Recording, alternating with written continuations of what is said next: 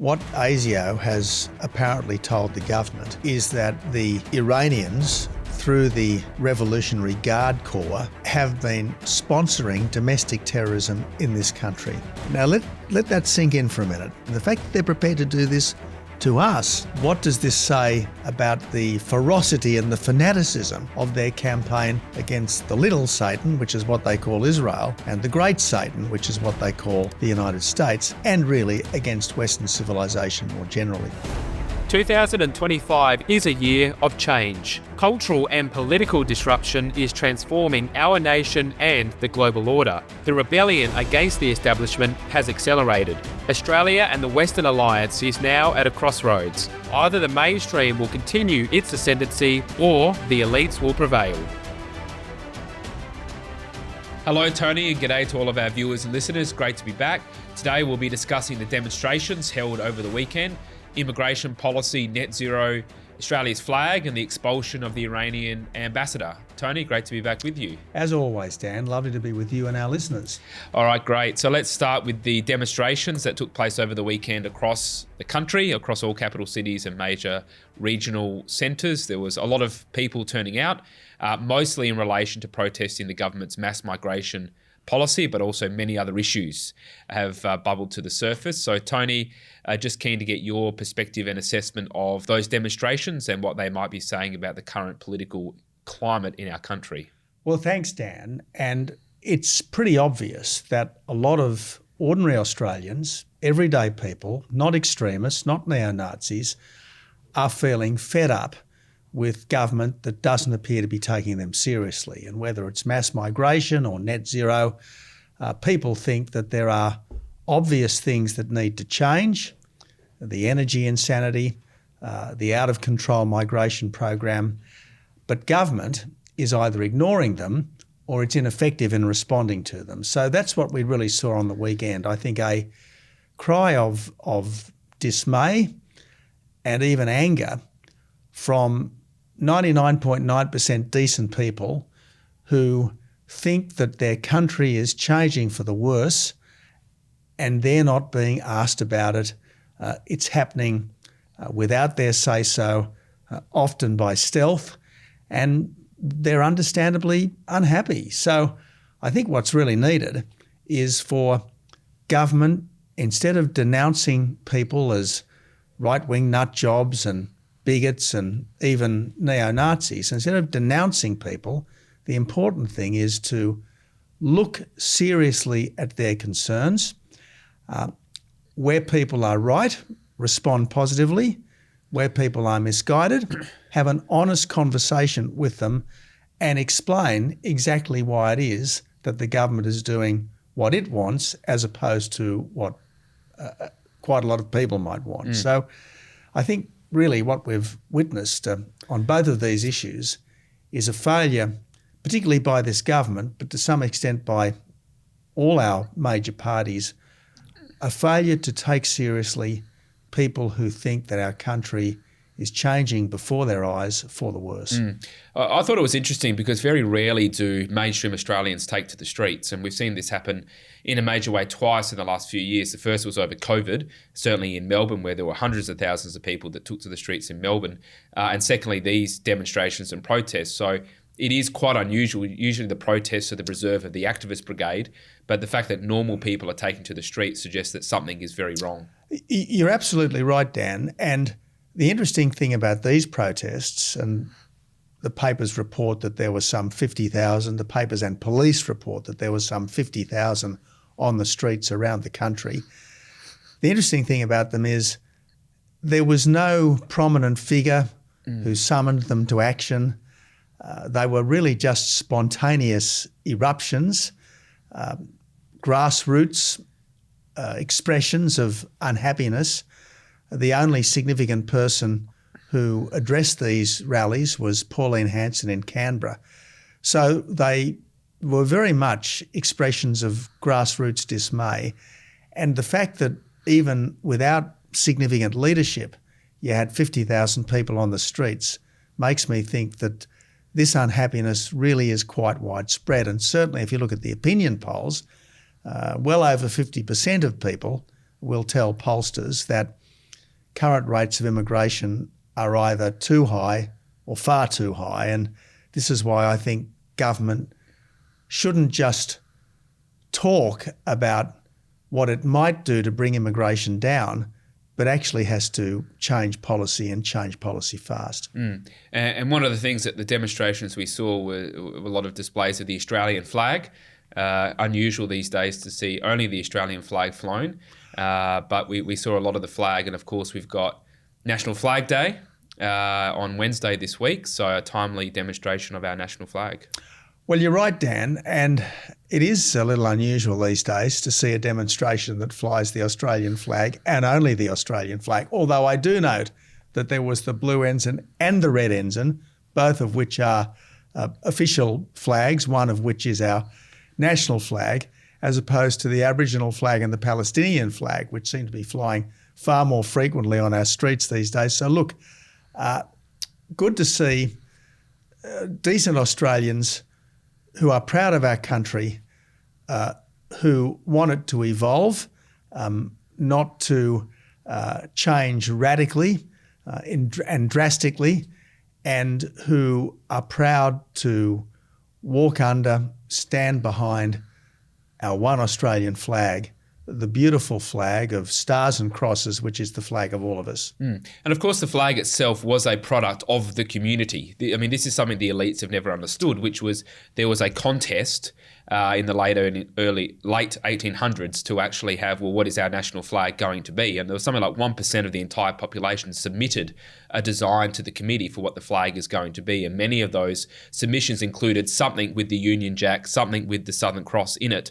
So those such as Paul Keating, who keep going on about how we have to change our flag, they are in the tiny minority of elites who have not been a part of the construction of the flag and design of it, and who don't understand that this was a product of the community, which is why we love our flag.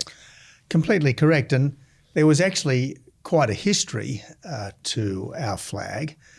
In fact, the forerunner to our flag was the Anti-Transportation League flag in the 1850s. So almost from the beginning, Australians, those who were to become Australians, have been rallying under something very much like our current flag, something which combines both the crosses of St Patrick, St George and St Andrew, and the stars of the Southern Cross. You mentioned immigration as one of the flashpoints, and clearly the size of the immigration program has gotten out of control. Just for context, in the first term of this Labor government, 1.3 million net overseas arrivals, which is by far the largest on record. And every single year of the 3 years of the Labor government's first term, they were record intakes. Nothing is near other than 2007 and 2008 under Kevin Rudd. But since then, there's been nothing near that. So the size has gotten out of control, and clearly we've also got a composition issue with many of the most recent arrivals not sharing, mainstream Australian values. So interested in your perspective on the current migration issue. It's interesting that while Australia has very successfully, starting with the Abbott government, got illegal migration under control, indeed we haven't had any illegal migration of substance since 2014, we haven't got legal migration under control. In fact, in recent times, legal migration has skyrocketed, mostly because it's being driven by educational institutions which are effectively selling residency as opposed to schooling or studying, and businesses that would prefer not to train up locals or pay locals what locals will work for, and therefore import workers to do entry-level jobs. This idea that Australia has a skills-based immigration program is misleading, to put it at its best. Effectively, we're importing people to do entry-level jobs that Australians won't do. That's not the immigrants' fault. It's our fault for not running a better system. And as well as that, again, I think 99.9% of our migrants come here wanting to join us, not to change us, But all too often they come here, and instead of being told that they're now part of the best country on earth, they're told that they're part of a country which should be ashamed of itself because of its past racism and present discrimination, a country that had almost illegitimate origins because of the dispossession of the Aboriginal people and so on. So we really need to get our act together in terms of having a genuine skills-based migration program that's much smaller than the current one, and insisting to new migrants that they're not just living in Hotel Australia, they're actually now part of Team Australia and need to subscribe to the sort of values that until recently we took great pride in. What sort of number do you think the program should be? So I think it's about $500,000 per year, roughly under the last term of government. Now they've said they're going to bring it down, but I'll believe it when I see it. Previously, it's been 200 to 300,000. I think it needs to be below 100, probably something like 90 to 100,000. Maybe even a temporary pause for the most part till infrastructure catches up. So, do you have a particular number in mind of what you think it might be? Dan, back in about 2017, I think it was, when I was still in the Parliament, I gave what I thought was quite a big speech on this very topic. And back then I said that immigration should be scaled back to the average of the Howard years, which was just over 100,000. Now, at the time, I was taken to task by the then government, particularly by Scott Morrison, who was then the Treasurer, who said that to scale back immigration from about 200,000, which is where it was then, to about 100,000 would cost something like $5 billion a year.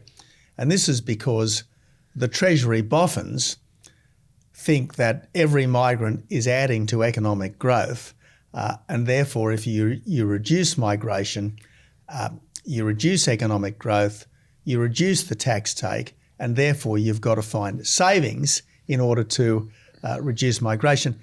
Now, it's true that most migrants do add to overall economic growth, but they don't necessarily add to growth per capita, growth per person, because a lot of our recent migrants in particular are not as productive as the general Australian population. And this is why, in recent times, even though economic growth has remained in many cases, in many instances, quite strong, people don't feel more wealthy because growth per person has been declining over the last couple of years, and for quite a few years before then was stagnant. So high immigration is not only putting pressure on our infrastructure, it's not only putting downward pressure on wages and upward pressure on housing costs, it's also masking the fact that in recent times governments have been frightened of economic reform. And so as a substitute for genuine economic reform, they're pumping up the migration figures to give the illusion of growth, which is not translating through to a wealthier and more prosperous society. Yeah. Well, I mean, it just shows that as Treasurer, Scott Morrison was a sock puppet for the bureaucrats in Treasury, which happens all too often to ministers, which is the bureaucrats that are there for 20, 30, 40 years, they've got their ideas and they go, oh, beauty, here comes a minister that doesn't have any ideas of his own, we'll give him this, and then they go trumpet those lines. But the other point, which you're sort of alluding to, it's not just the per capita, it's the actual lived experience of people on the ground. So all of those things you mentioned, the congestion on the roads, getting into a childcare centre, having access to local amenities, green spaces, affordable housing, getting a GP appointment. I'm not blaming the migrants for this, it's blaming the government's unplanned program. Clearly, people's lived experience is getting much worse and much more difficult. And if you can't see that, then you're fundamentally disconnected from the reality of people's lives. And perhaps the most dispiriting thing that's happened over the last few days is not the eruption of unhappiness on our streets, which I think was pretty much spontaneous and in 99.9% of cases absolutely genuine. It's been the attempt by the government in particular and the political class more generally to shut this debate down. We really do have to be prepared to discuss the difficult issues, and by repressing discussion, by attacking people who want to raise topics as being divisive, bigoted, even racist, we aren't changing their minds or persuading them that they need to be more high-minded. We're actually just causing these grievances and resentments to fester. So, as I said, what an intelligent polity does in a situation of widespread dissatisfaction is not demonise the dissatisfied, but it explains patiently why people really need to think again. We're not getting that. I mean, if the protesters were wrong, explain exactly why they're wrong. Instead, they've been dismissed and demonised, and that's not going to help. It's certainly not going to help in the long run. Well, the other topic that's considered controversial by the political class is that of net zero. And we're told, well, we have to do net zero because of climate change, and if you don't support net zero, therefore you're a climate denier, and so forth. And it devolves into that ad hominem name calling. But clearly net zero is a policy that is failing our country and continues to do so. The government is doubling down on its policy of probably an 83% cut to emissions in the medium term and sticking to the net zero by 2050. What's your assessment of where the debate currently goes, Tony? Dan, I don't want to get too hung up over net zero itself, because a commitment to do something in 25 years' time is, as it were, theoretical and speculative, almost theological, as opposed to immediately meaningful. What I think needs to be done is a rapid and drastic reconsideration of our energy policy, which quite frankly is an act of monumental economic self-harm. So that's what I want to see, a much more sensible energy policy, rather than getting too hung up over the concept of reducing emissions at some point down the track, when we can do so without costing jobs and driving industries offshore. So that's what I want to see. Now, I not only is it a fact that any emissions reduction that we achieve in this country is going to be swallowed up by the emissions increases in other countries. China, Russia, India have never been committed to net zero by 2050. The United States wasn't committed under the first Trump administration. It's certainly not committed under the second Trump administration. The only parts of the world that are still ideologically committed to net zero by 2050, come what may, are Britain, parts of Western Europe and Australia. And this is why we are effectively deindustrialising and weakening ourselves by exporting our heavy industry to places like China and India, and more recently the United States, which are not so ideologically constrained. So that's, I think, the first point that needs to be made. The second point that needs to be made is that in the attempt to rapidly decarbonise our electricity system, we are totally vandalising our countryside. People in rural Australia are understandably angry at the way their prime agricultural land, their pristine national parks are now being carpeted with solar panels and forested with wind turbines and transmission towers. Some of these wind turbines are almost 300 metres tall. Many of these transmission towers are 100 metres tall. Now you imagine your landscape covered in these monstrosities marching off to the horizon. Is it any wonder that people are angry? And is it any wonder that the Prime Minister and the Premier got really quite severely heckled at the National Rural Summit last week? With net zero, I think that when it comes to the Liberal Party, I just think they've got to dump the policy, because having a sort of a yes but policy almost never works. If you're saying, yes, we'll do net zero, but we're doing it this way, that's what the problem was with the nuclear policy, because the nuclear policy was, we're doing nuclear because we want to do net zero, rather than we're doing nuclear because we want to get prices down, or because it makes sense for other reasons. So I take your point that it's 25 years off, and pretty much all of the parliamentarians that are there now, many of them won't be alive in 2050. But I just think that there needs to be a clean and decisive break from the Liberal Party. I hear what you're saying, and there's no doubt it would certainly be a decisive break. I guess the important thing in politics is not to fret too much about things that are a long way down the track. It's to change the things that need to change now. I mean, there are many things that might happen in a decade, in 2 decades, in 3 decades, and we can spend a lot of time speculating about that, worrying ourselves sick about that, or we can say, what is our problem today, and fix that. And frankly, sensible centre-right politics, I think, is essentially problem-solving rather than ideological. And what is our problem today? Our problem is power bills going through the roof, industries migrating offshore, and our countryside being desecrated because some people are destroying the environment in order supposedly to save the planet. So let's stop these things from happening.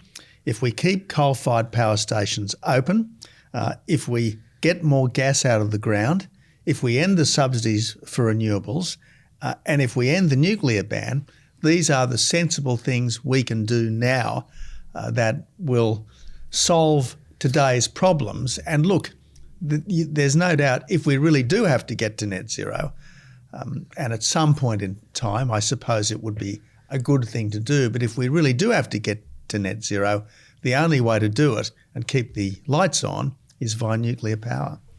I want to turn to another topic, which is an interesting one, which is to do with the Iranian embassy, and the ambassador was expelled from our country, which I think, if I'm not mistaken, is the first time that's happened since World War II, where an ambassador has been kicked out from our country. Now, this was because of the apparent involvement in anti-Semitic attacks on our soil. So this is a fairly unique set of events that have taken place. So interested in your thoughts on this specific instance, but also what it might reveal about the broader challenges that we face. Yeah, this is really quite extraordinary, Dan. What ASIO has apparently told the government is that the Iranians, through the Revolutionary Guard Corps, have been sponsoring domestic terrorism in this country. Now, let that sink in for a minute. A foreign government, through one of its principal agencies, has been sponsoring acts in this country designed to harm and to terrorise Australian citizens. And that says something really pretty shocking about the nature of the Iranian regime. And it certainly should cause people who are maybe concerned about Israel overreacting to its challenges to rethink exactly what is Israel's predicament, because Israel is faced not only with an Iran which has recently launched hundreds if not thousands of missiles at them, but with various Iranian proxies, whether it's Hezbollah in Lebanon, whether it's Hamas in Gaza, whether it's the Houthis in Yemen, various Iranian proxies which are all bent on the absolute destruction, the complete annihilation of the Jewish state and all of the Jewish people who live there. So a regime which is prepared to sponsor terrorism against us, many, many, many thousands of miles away, a country which has never done anything to harm the people of Iran, which has never been particularly vocal in opposition to the current Iranian regime. The fact that they're prepared to do this to us, what does this say about the ferocity and the fanaticism of their campaign against the little Satan, which is what they call Israel, and the great Satan, which is what they call the United States, and really against Western civilization more generally. So I think it's been an important wake-up call to Australians about the real nature of apocalyptic Islamism.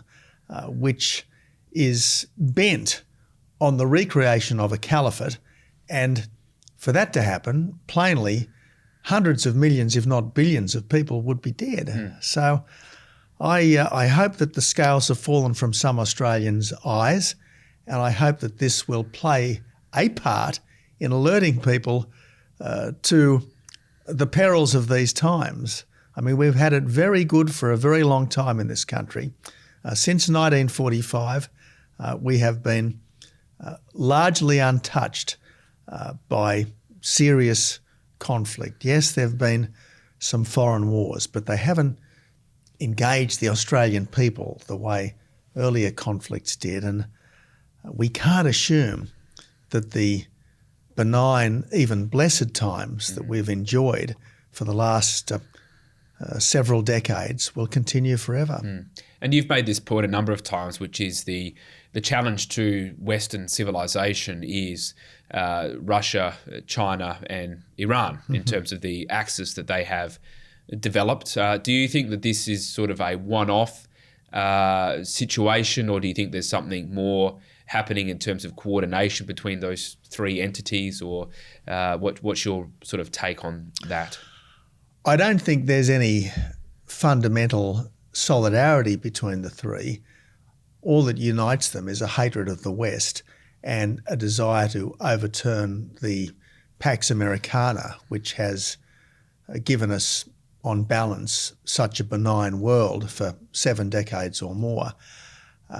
But they are intensely opportunistic, and obviously each in its own way is pushing its objectives. And while countries like Israel or the United States or the more important European allies are distracted, well then advantage will be taken of them in other places. And this is why, notwithstanding any unhappiness that we might have with the current occupant of the White House, it's important that we strengthen the US alliance, and it's also important that we strengthen our own national resilience, and in particular our own armed forces, because we just can't count on the benign, even blessed world that we've known for these last 7 decades to continue indefinitely. Certainly it won't continue unless we remain prepared